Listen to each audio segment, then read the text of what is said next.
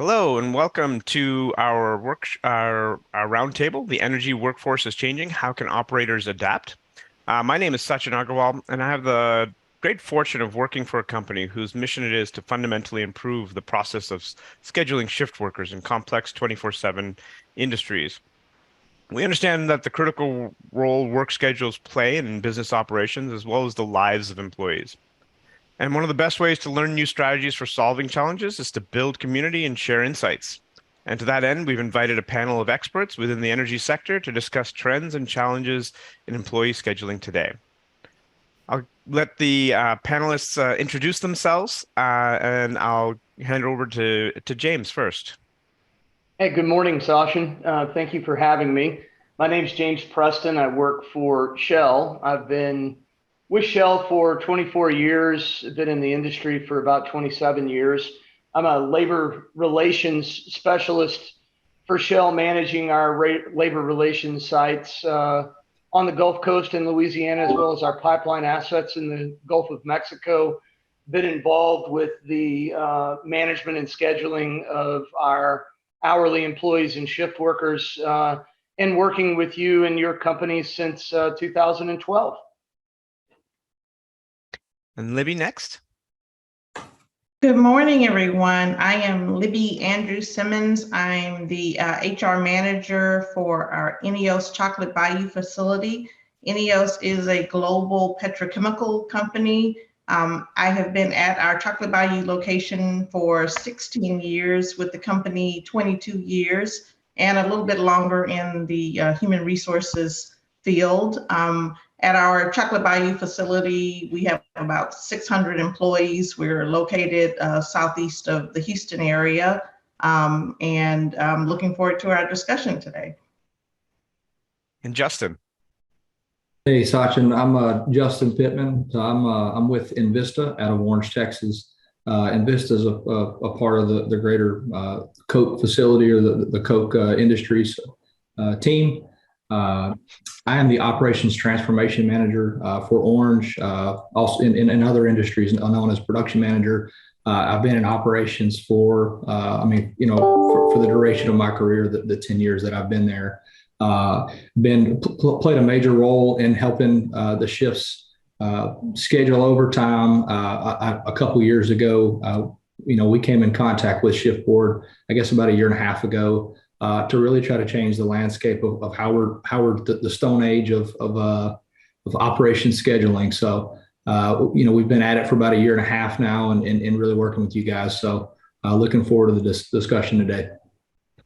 All right, thank you. I want to thank you all again for taking the time to join us here today. I'm really excited for this discussion. For the guests that are here online joining us as well, please do share any questions you have for our panelists. Just type it in the chat, and our moderator will share those questions with the panel, or the individual that you wish to ask the question with. And we will then send the responses back to you via email after the session. So we will follow up with each of the panelists for any questions you have. So, to get right to it, let's dive in and start the discussion. I'm going to start with Libby here a little bit, just to get us rolling. And again, the topic for today is really how the energy workforce is changing, and I think there's lots of reasons we see that in the industry today. I think for a while, the demographic changes in the industry have been quite well known. Everyone talks about how the labor force is changing, with boomers retiring and the younger generations coming in and taking their place. However, I think the changes in the economic environment have also been quite important as well. I was just reading in the news a few days ago. I think in October, the Labor Department put out a stat that the jobless rate in oil and gas sector is less than 1%, historical lows for your sector. And I know that also is changing the way energy sector and oil and gas sector operators need to work their work and deal with their workforces. So, really, to you, Libby, to get things started, really wanted to understand, what trends are you seeing with employee expectations and around employment, and what maybe are you doing in your organization to shift to meet those expectations? Yes, and so obviously the COVID has had a huge impact on some of the statistics, I think. And even pre-COVID, we were already starting to see a shift in the market with the traditional baby boomer generation moving into retirement, and even perhaps some Gen X individuals on the higher end starting to look at retirement. And so that was something we would probably be dealing with even without COVID. But since COVID, I think what I have noted in terms of demands and expectations from workers, we had previously really spent a lot of time focusing on scheduling and making things work well for hourly employees. And once we moved into a COVID period with manufacturing, we still had to figure out how to work through that. And so obviously dealing with just some of the safety and restraints of government mandates around essential workers. Initially during COVID, we had to be very, very careful about coming up quickly with some ways to address that. And certainly since we've seen so many employees have a need to work remotely, the whole shift in the technology has changed. And now that employees have had a chance to perhaps be home a bit more and think about, well, how do I see my career? What do I see in my future? And so there has been, I think, a huge shift for both employees and employers on just how companies can be flexible and responsive to employee needs. Traditionally, there's always been this demand for, well, if I want to work for a great company, I really have to think about what do I give up as an employee. And there has definitely been a very decisive shift, especially, I believe, with professional workers or individuals who may not necessarily in manufacturing actually touch the equipment, but play a vital role in running our organizations. And so I think we've had to, as an industry, quickly start to shift to those demands and needs from those employees around a desire to continue working remotely. And again, for the organization just to be a bit more mindful and thoughtful of how do we manage the employee expectations along with running businesses. So you mentioned that this idea of flexibility is one of the demands, and we hear that as well in our work with many different organizations. And can you maybe talk about, is this something that's really just coming from maybe the newer generation, or is this across the workforce? And as a operational facility, what options do you have to provide flexibility to your workers? Well, being at a manufacturing plant, as you might imagine, that's pretty challenging.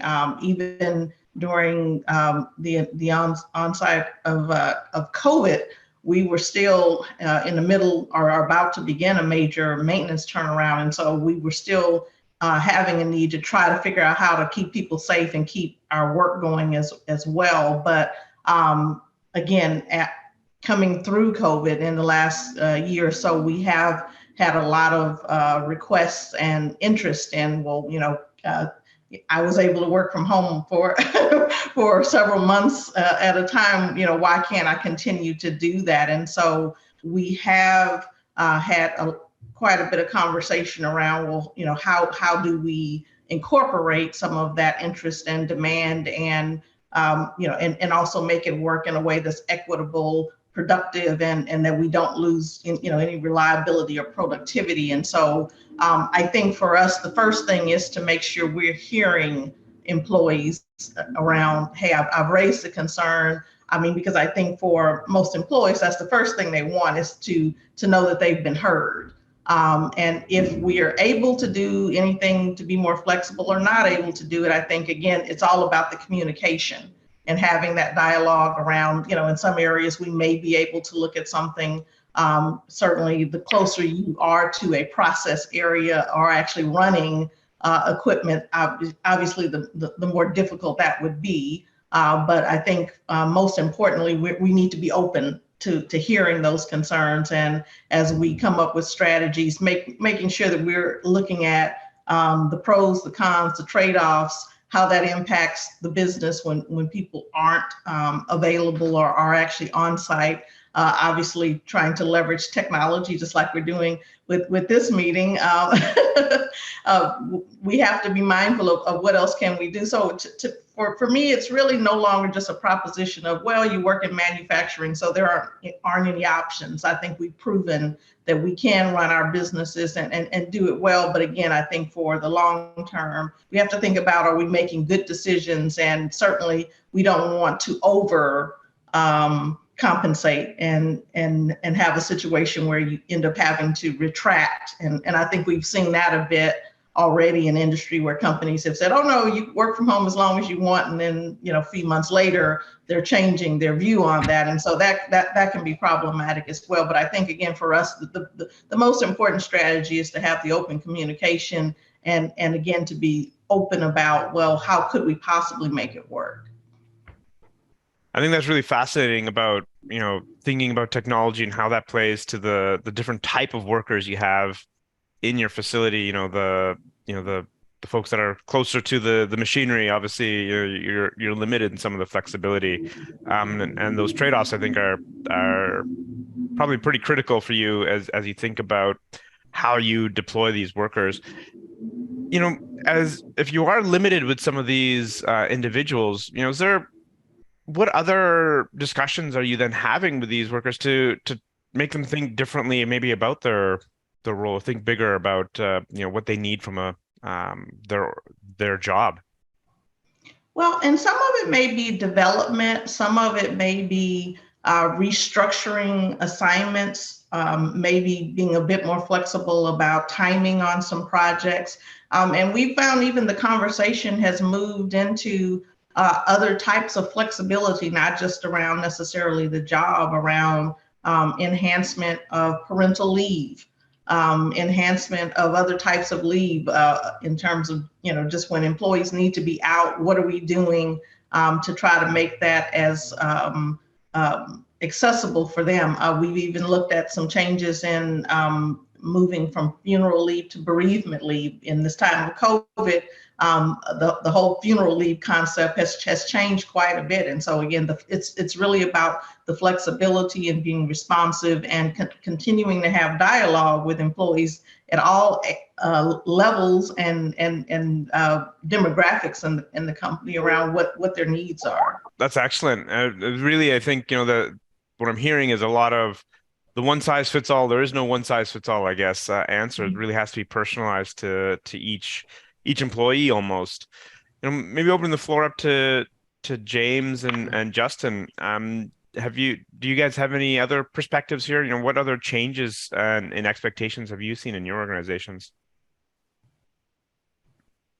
Yeah, what I hear Libby say really resonates with me. And it's not just a function of COVID. What you've seen is a shift in what I would describe the priorities of the workforce are. And those priority shifts really shift around what I would describe as your total benefits package and the importance of what we've always talked about in terms of work-life balance. The scheduling flexibility is one thing, but the benefits that you provide that offer some of that additional flexibility, like the parental leave, for instance, has become an important employee value proposition for Shell as well. We're also dealing with what Libby described in an integrated workforce like we have, the difference between what I call essential job functions. So you have people that have different essential job functions. And to be quite clear, you have some jobs that require people to be on site and perform their job functions on site at all times, whereas you're able to create more of what I would describe as a hybrid working model for other individuals. It's still important that we have them at the plants, at the manufacturing sites from time to time, but we're able to build in a bit more flexibility for them. And then the challenge becomes for your workforce that's actually required to be on site and perform their essential job functions on site. How do you create that flexibility for them? How do you make them feel like they're heard, you understand their issues, and you're respecting those issues and addressing them, even where you can't give them some of the essential flexibility that they want. Some jobs can't be done from home. So where they can't be done from home, how are you recognizing and accommodating the needs that they have? And some of the benefits that Libby talked about, I think, are fairly consistent across industry and recognizing those, and certainly things that Shell does as well. Yeah, and I'll add, similar to what Libby said around, just the COVID working environment. There was things that we had to do as well, and I'm sure it was broad across the industry to eliminate or reduce the face-to-face contact from COVID. So changes to schedules, changes to work environments for non-essential employees working from home, working in more of a virtual environment, and so that's a big piece of it as well. The comment around tailoring that back as things started to open up a little bit more, I think that's true. I think what you lose in what we did see is you lose that close working environment. You lose that face-to-face contact from essential and non-essential employees, and mainly leaders across the site. So I think there's an important element of that, of leaders being on site and being with their teams. So I do think that there's a give and a take both ways. So we definitely saw a lot of flexibility with COVID, obviously for many reasons, and we've tailored that back just a little bit. I would say broadly across the industry. Sachin, the other thing is, I listened to Justin talk, it brings up another good point that Libby made around the importance of communication. So what I hear Justin describe makes the communication more difficult, particularly in an environment where you've been accustomed to close-knit relationships. You have people that work in an environment on rotating shift basis where they view those shifts kind of like family. And it almost feels like you're separating that family and breaking it up. So the additional challenge that you have and that we've had to address is, how do you maintain that relationship of trust between supervisors and employees and each other on communicating those changes that you've had to make, how you're making the accommodations, how you continue to see that communication work the way it used to work when you don't have that face-to-face contact. And that's become critically important. And the quality of the communication and how you're equipping your frontline leaders to provide that communication is even become more critical as we've seen these shifts in the workforce.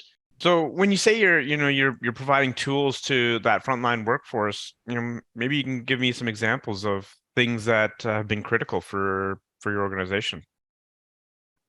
Well, some of what you've seen, at least for us, be critical for that workforce is the use of technology. So we've added technology tools and capabilities. We've issued people equipment like iPads to make it a bit easier for them to do their rounds. Justin talked about the workforce needing to change even in the physical location to have less contact between people. So tools like iPads to be able to do rounds, people being able to check schedules from home, for instance. So the ability to look at your tool and understand where the scheduling challenges are, look where they can be challenged so that you're not having people physically have to come into the plant to understand changes, for instance.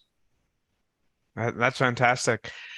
And maybe, on that topic of, on the ground, what you can do, Justin, really interested in your perspective, as Libby sort of said, for those folks who are close to the operation, those essential job functions, obviously you're limited. You can't do those jobs from home, but really trying to, really want to understand as this was happening in your world where you're on the ground, making sure your plant's running 24/7 and dealing with all those changes. What were the key concerns you have as you think about, again, the changing workforce and what are some of the things that you had to do as an operational leader? So the role of supervisor is critical in the industry today, especially whenever you affect the broader organization, the folks closest to the work. The expectations around how we do the job, how the job gets done, those things, those just upholding critical work tasks and ensuring those things get done properly without oversight of additional leadership on site. I think those are important. But also too is the stuff that's going on outside of work. That's a big piece of it as well. The role of a supervisor, plays a huge part in that. I mean, Libby and James both mentioned it, but throughout all of that, all of the lives that are affected, like through COVID or just from a day-to-day basis, making sure, folks' heads are in the game.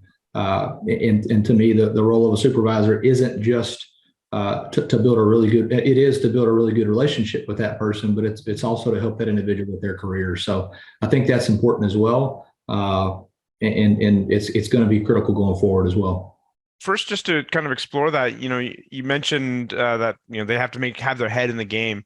With this changing world, again, all the stressors that have come with COVID, what are maybe some of the concerns and some of the things that you've had to think about? Are there safety reliability impacts with the sort of demanding change of hybrid work, for example? Or, I think Libby also mentioned, there's some trade-offs that you as an organization are making. So from an operations perspective, what are maybe some of the key trade-offs that you're thinking about when it comes to, pleasing your employees versus running operations?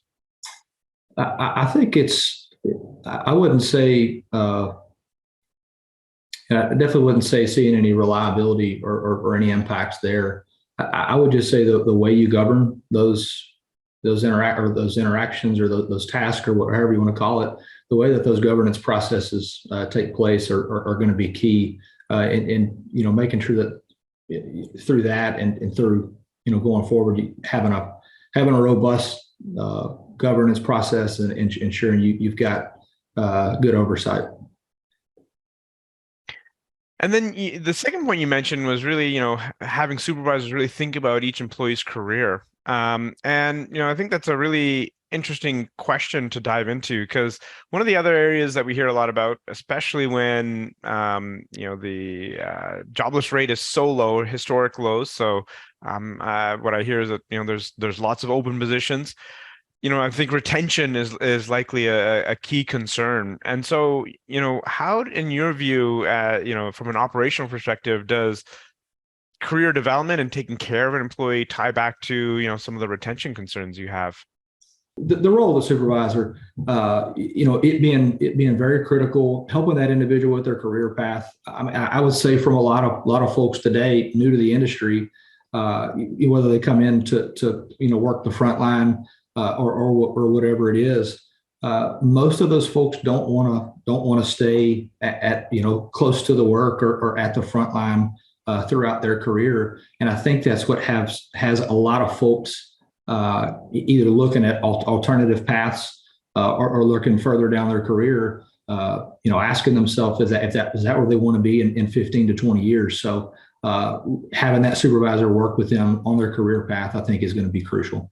That's really where they can see themselves and how they see themselves, at that facility 15 to 20 years is going to be very critical. And if you don't have a connected worker that can't see themselves doing something different or being able to manage or do things differently in the future, I do think that would that's going to be harder to have retention. I think that makes a lot of sense. Oh, James, please jump in. Well, Sachin, so as I listen to both Justin and Libby talk, there's some clear links that I'm hearing that ring true for me and are true of our workforce as well. And it's tied to communication, it's tied to development, and it's tied to your frontline supervision. And the third piece, I guess for us, the piece that ties all that together is there's also an evolution of the workplace for Shell, in the sense that both the nature of the technology as well as the nature of the industry as we move towards a net zero carbon future, employees need to also feel like there's a future for them in that world. So what type of training and development are we going to give them to retool them to still be relevant in the industry of the future? and how well are we communicating that development we need to do for them. I wish I could attribute the quote because I can't remember who made it. It's certainly not a James Preston original, but we often say in Shell, there's a secret ballot going on every day where employees are voting for or against their supervisor. To them, the company is the supervisor. They don't see the CEO and make judgments about their opportunities from what they might hear a CEO say in a webcast because they probably didn't watch it. What they care about is how their supervisor treats them, how and what their supervisors are communicating to them. And I think it makes the point that both Justin and Libby were making critically important. How well are we developing our supervisors, but more importantly, selecting the right ones to develop, to communicate the right messages to our employees and provide the kind of development that our employees need to be successful? In our world today, that combined with non-traditional compensation benefits have become as equally important or more important than coming to work for a company that says, gee whiz, they're going to pay me really well. I'm going to get really good benefits. I may have a pension. Those are obviously important items, but how they feel like they have a future and how we're developing for that future and communicating that to them is what's become important, at least in our world. That's fantastic. That really is quite a holistic view, I think, of the individual versus, just taking a very transactional view. It really becomes more about them and all of them versus, the dollars and cents. Libby, maybe giving you a chance. Anything else you'd add to that sort of viewpoint? Oh, goodness. I mean, where would I start with that? But just kind of to follow up on some of James' comments, at INEOS and OMP, Olefins and Polymers USA, which is my business, we have a saying that we are building our plants for the next generation. And you're absolutely spot on that employees are not just looking at, the next paycheck or their benefits or even their retirement. They want to know that we are making good business decisions, that we have an eye to the future, and that we are about preservation. Job security is a whole different concept now, right? It's more about making good decisions to stay in the game, to be competitive, to certainly to be safe, and again, to provide that future path. We have a lot of employees who like to refer friends, neighbors, family members for roles, and they want a sense that we are dedicated to making sure our assets are running well, and that our business is going to be there in the future and continue to be a part of the community where we serve. And just kind of going back to some of Justin's comments, I mean, Sachin, we could have a whole hour plus discussion about first level leaders, about first level supervisors and their significance and importance to running any manufacturing site.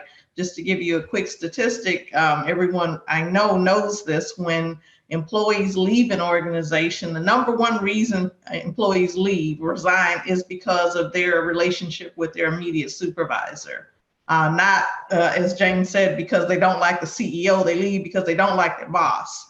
And so to that end, we are definitely dedicated at INEOS and at our Chocolate Bayou site to development for, in particular, for front level leaders. We have a full program that's actually quite time consuming, but we do make the time and make the investment because we understand that relationship is so very important to running our assets, and that having those front level leaders who see themselves as leaders, not just as supervisors or people who got the job because they're good at what they do, but because they are set apart as leaders and take that role and that responsibility to heart, and they do see that they have a direct impact day to day on how we are able to run our business.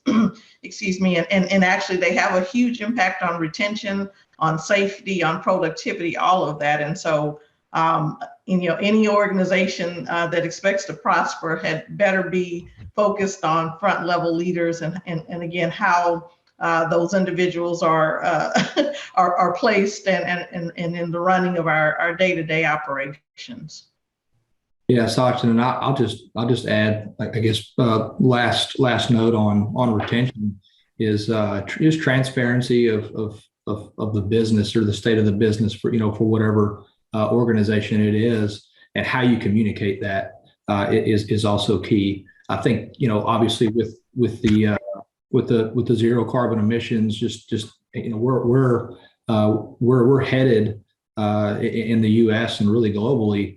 It does have folks concerned of hey, is this going to be a sustainable industry or a sustainable company going forward, and how an employer communicates their position with zero carbon emissions is going to be key, and what does that 5, 10, 15, 20-year plan look like?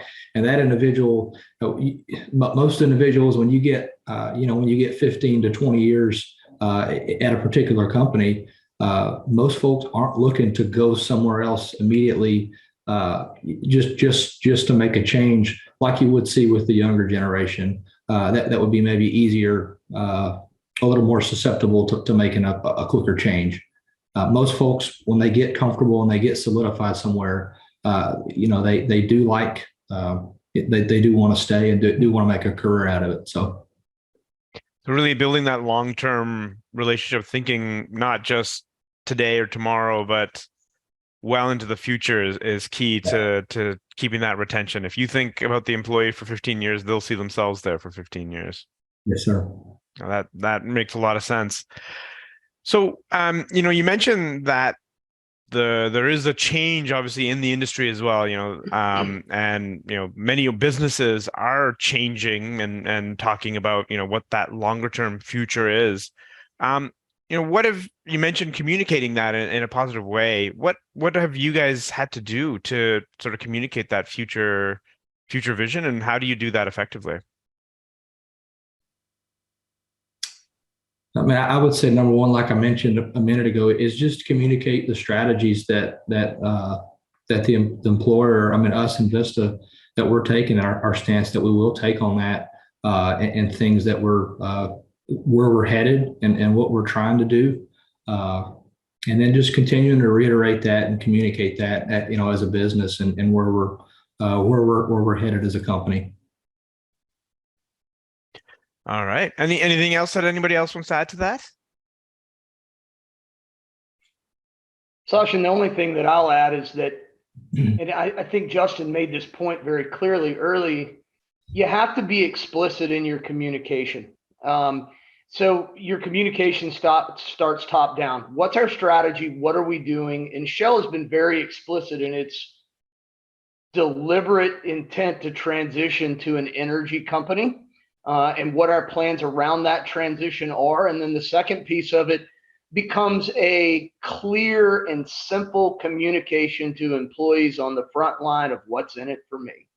What are we going to do to provide you the technology, the tools, and the training to make you relevant in the new world that we intend to be relevant in, and that we intend to be profitable in?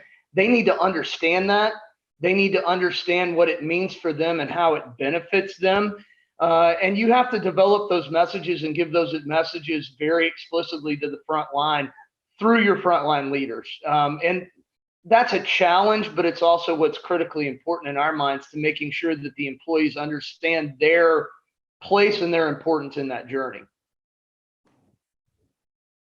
Well, thank you for that. That's excellent. So maybe moving on to kind of another topic here, and James, I'll point to you here to start us off on this one. As scheduling is growing more and more complex, and especially in the energy sector, everything you need to take care of, regulations to safety. We're hearing a lot that employees and unions are demanding better schedules, working conditions, and again, with the pandemic driving a lot of these changes, they're asking for a culture change. I guess, kind of looking to you, what are operators doing to adapt to this? And, maybe from two viewpoints. One from, what are you changing in your organization? Again, you mentioned even Shell as a whole is changing, but also what data and information are you looking at to drive those changes? Yeah, it's a great question, Sasha, and I think it's a dual challenge, at least for us, from my perspective. Um, at unionized sites, there's the perspective and the change that you need to address with your employees, your hourly operators, but there's also an additional challenge of collaborating with, partnering with, and educating the union on what some of those fundamental shifts are, huh? What we're looking at from a data perspective is a shift in our focus more towards the data telling us what we could do to make operations more efficient, more reliable, reduce our unplanned downtime, because it's about ensuring that you're efficient and you're profitable. And it's not necessarily thinking about what schedules people are on. So our discussions with the union have more evolved into how do we partner together to give schedules that provide some of those critical benefits and work-life balance and flexibility to employees without impacting our bottom line, without impacting our reliability, without impacting our efficiency.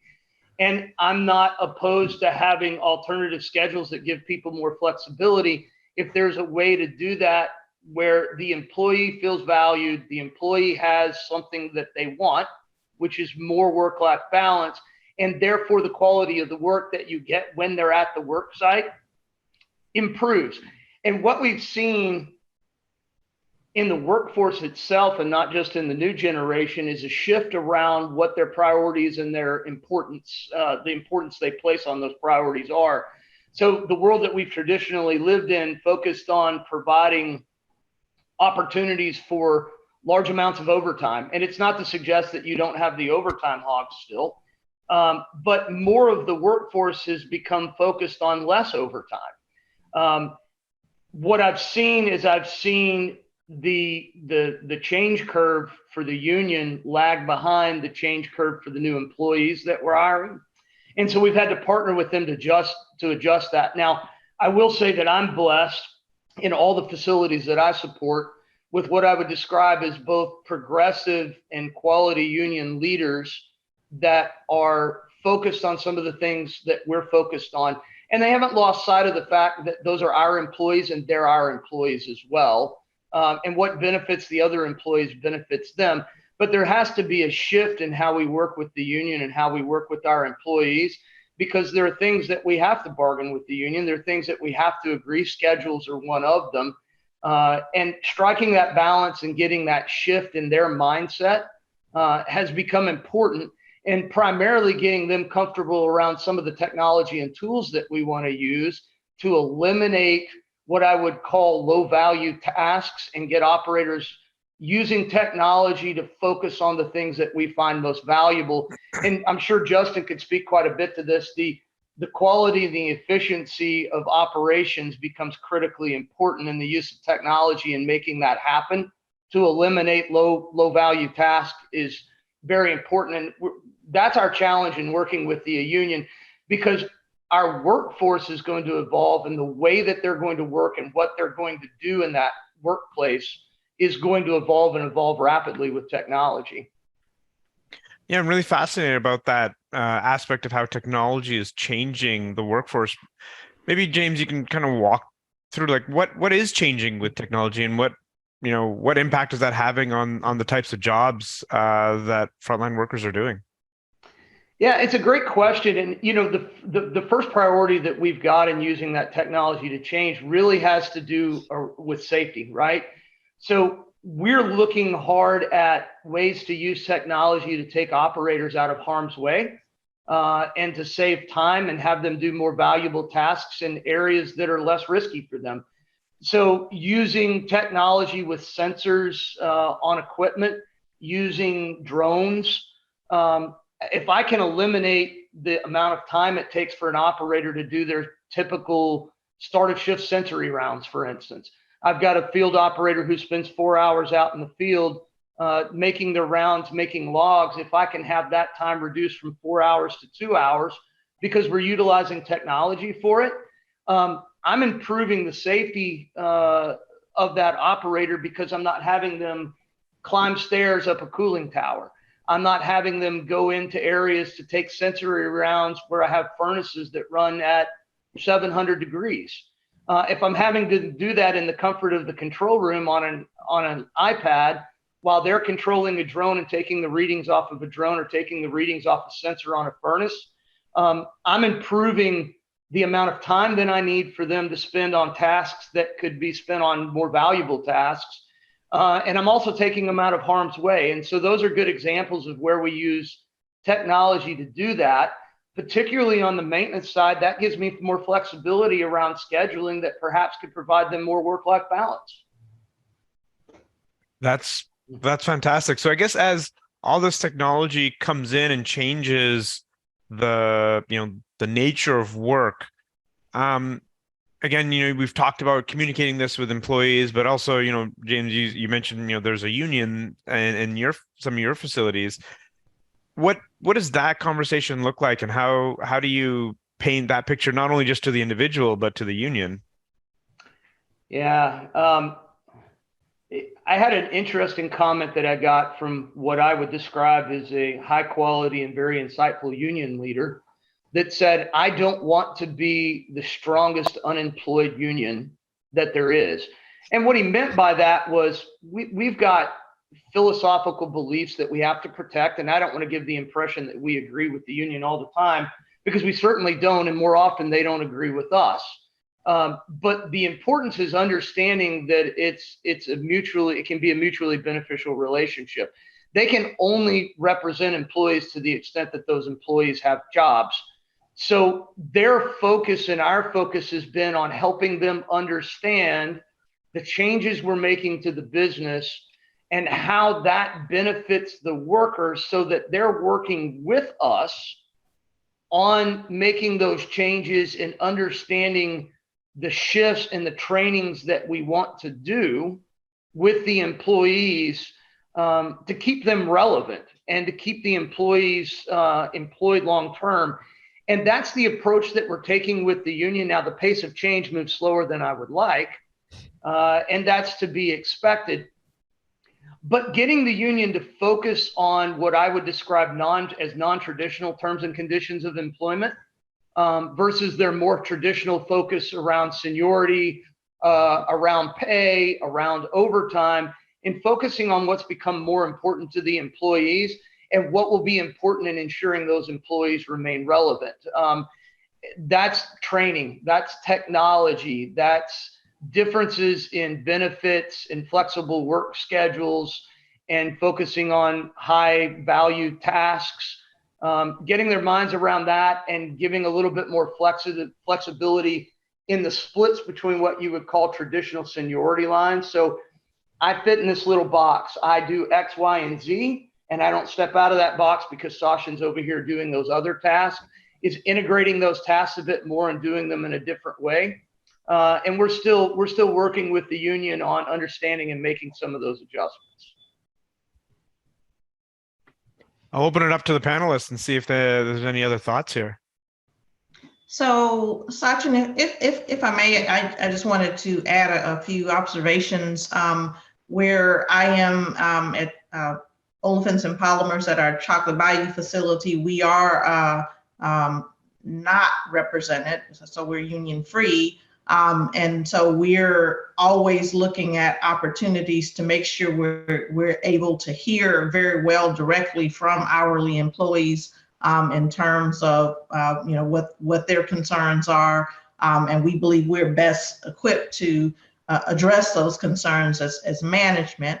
And so we do a biannual survey at Chocolate Bayou where we ask all employees, questions around very specific engagement questions around, do you believe you're paid fairly? Do you believe your benefits are competitive? We ask a lot of questions about that supervisory relationship. Does my supervisor treat me fairly? Is my supervisor interested in my development? Are my coworkers helpful and friendly? We ask specific questions about our senior management team on site, and we call our entire team. So do you think Libby Andrews-Simmons is responsive to your concerns. So we ask those very specific questions, and we actually bring together our entire site leadership team, which is about 125 individuals, to look at those survey results and collectively come up with action items and things we're going to do over the next 2 years to try to address some of those concerns. And just the other thing I think that we do that's very important is that throughout the year, I accompany our site director to go to actual meetings with employees. It's very informal. We have just kind of sit down luncheons where we talk about what's going on with the company, how we're doing. We talk about our bonus metrics, which are very important, obviously, to employees, but it's also an important opportunity to have that face-to-face interaction and just hear about what's going on area to area and what employees have, top of the mind. And we've gotten some really good feedback, and again, continue to get good feedback by executing those surveys and having that face-to-face communication. But I'll say one more time, the most important communication aspect is the front level leaders. So we're constantly having those discussions with them to find out, what are you hearing, what concerns, or what should we be focused on, and listening to that as well. Sasha and I applaud Libby in what she's describing, and we do many of the same things. I think the clear steps that they take around employee relations are key to running a high quality organization. And the point that I'll make about unionized sites as well is you may have a union, but you still own the relationship with the employees. And the employee relations piece, even in an IR environment, is critically important. And I applaud them for what they do. And we certainly do that in our sites as well. But I just wanted to add that in, whether you're union or you're not union, what Libby just described is the most important thing that you can do for your employees, because at the end of the day, they're your employees and you own that. Yep. Justin, anything you wanted to add there? Yeah, I mean, just two points from what James had mentioned, but I mean, I guess quickly from both Libby and James. Yeah, I think feedback from the organization it's critical to healthy business. It's critical for the leaders to really understand how are we doing as leaders, but also how are we doing, with our business plan, with where we're headed, with where we want to take the organization. Are we bringing it in the right direction? I think the healthy feedback from the organization, positive or negative, is another big key factor for retention. But 2 points that James made earlier around the overtime rates, and then also the use of technology. A big one around overtime rates. I mean, I'd say I'd seen a mix in the organization, with some of your new employees, but with some of your experienced. I think there's a broad spectrum of folks that like a lot of overtime. I think James had referred to the overtime hogs, but the ones that like a lot of overtime, and then the ones that don't like any overtime at all. I think if I looked and met in the middle, there is a healthy balance. Most folks like a healthy balance overtime, and by that meaning that's that extra income on top of what their base salary is. So they do enjoy that, but they also like that. They like it whenever they can choose that overtime. So that's also important. So when the overtime's there, that's always good for some employees. Obviously, the forcible overtime gets into the folks that don't want to work versus the folks that will take it, that are usually more susceptible to taking the overtime. When you got 4 to 5 people across a shift, when you got a healthy balance of overtime, they're typically the ones that take it versus the employees that don't want it. And then the last comment is really, what are you doing when you're out there on overtime? And the use of, or when you're not on overtime, when you're on a regular scheduled shift, or when you're on overtime, is also key. And I think what James hit on is the use of technology could turn an ordinary task into what you call an extraordinary task. It could really take something from that folks have seen, hey, we've done this for the last, call it 20 years, 30 years, to, writing a pressure down on a notepad or something, and entering that into a log, a shift log, or putting that in your own personal notes. in a notepad somewhere and filing that away to where you could use from a tablet, like James mentioned, a drone. Those tasks become they don't become monotonous. They don't become mundane tasks. They become fun, more exciting tasks to do. So that's fantastic. I think we're getting close to time here, and so before we wrap up, want to give an opportunity to really just open up to the floor here, and kind of let you as panelists, if there are any comments, things that stood out to you as part of this conversation, or maybe something that we didn't cover that you think is important, again, when we think about the changing world of workers and work. So maybe Libby, I'll let you open. Okay, so Sachin, I think one thing that we, it's very current, but something we probably would be remiss if we didn't talk about, and that is how inflation is impacting just employees in general. I would say from the companies represented here in industry in general, these are companies that have good jobs with good salaries and what have you, but I believe every person has been impacted by the record inflation in this country. And so whether we create that scenario or not, obviously we don't have as much input in terms of the overall economics of the country. There are many, many factors, as we know, and it's quite complicated to understand how we got to this point. But to be just thoughtful about how that impacts families, how that impacts employees' view of what they should be able to see in terms of salaries and how that impacts their ability to spend money, and even perhaps their interest in overtime and other sort of knockoff effects of inflation. And so I don't necessarily say that we have a solution, but we certainly are going to be asked to respond to, are we looking at inflation and how it impacts employees, and do we at least have a response for it? I guess that makes sense. That the world of inflation is critical. As maybe to James and Justin, either related to inflation. Is there anything particular that how you think about this inflation problem and with your employees, or any other topic that you want to maybe do a final comment on?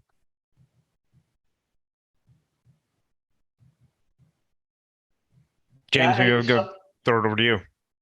Yeah, Sachin, a couple of comments. So I echo Libby's remarks about inflation. Everybody worries about it. The folks on this call probably worry about it. I think we're blessed to work in an industry and an environment where folks are well paid, they get good benefits, and that doesn't mean that it doesn't hurt when you're paying an extra $1.50 for milk, huh? And that's certainly concerns that our employees have raised. What we've continued to do is be very transparent about our philosophy on compensation, how we measure and look at the competitive marketplace, and how we make those adjustments. That doesn't always make employees happy, but I think it goes back to the comments that Libby kicked us off with at the very beginning. The transparency and the clear communications in being transparent around just exactly how compensation models work and what our philosophy is important for employees to understand. And if they're clear on that, the answer may not all be pleasant. I mean, hey, listen, I want a 20% raise like the next person does.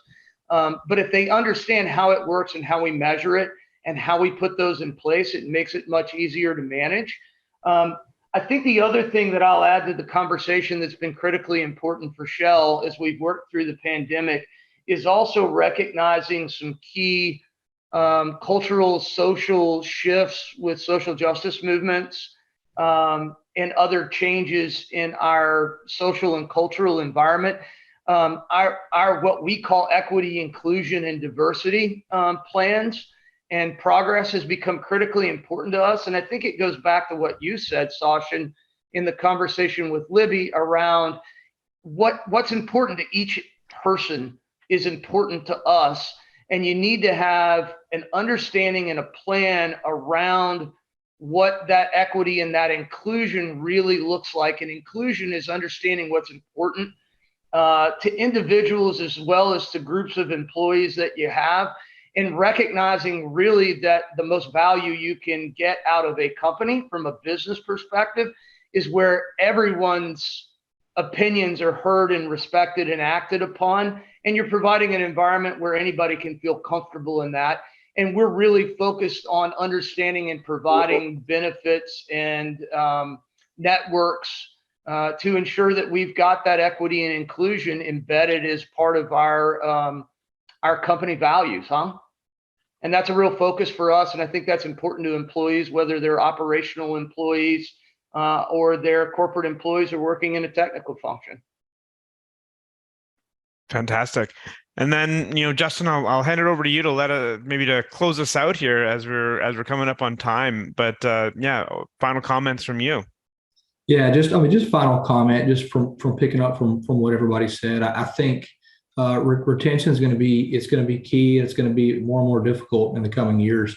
We're a part of a larger Gulf Coast industry where there's new facilities, oil, gas, and chemical that are popping up. Even new energy. They're popping up all over the place. So I think retention is going to be key.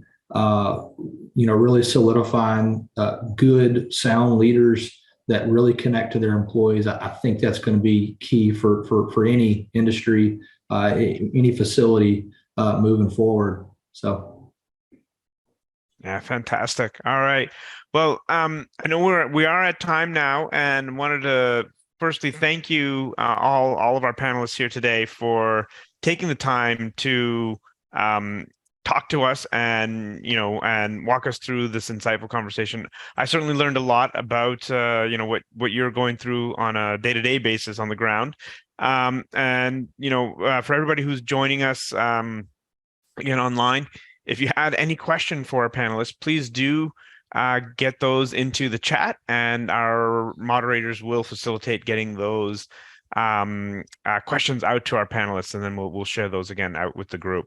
So thank you again for joining us here on this roundtable, and I hope you all have a great and safe day. Thank you very much.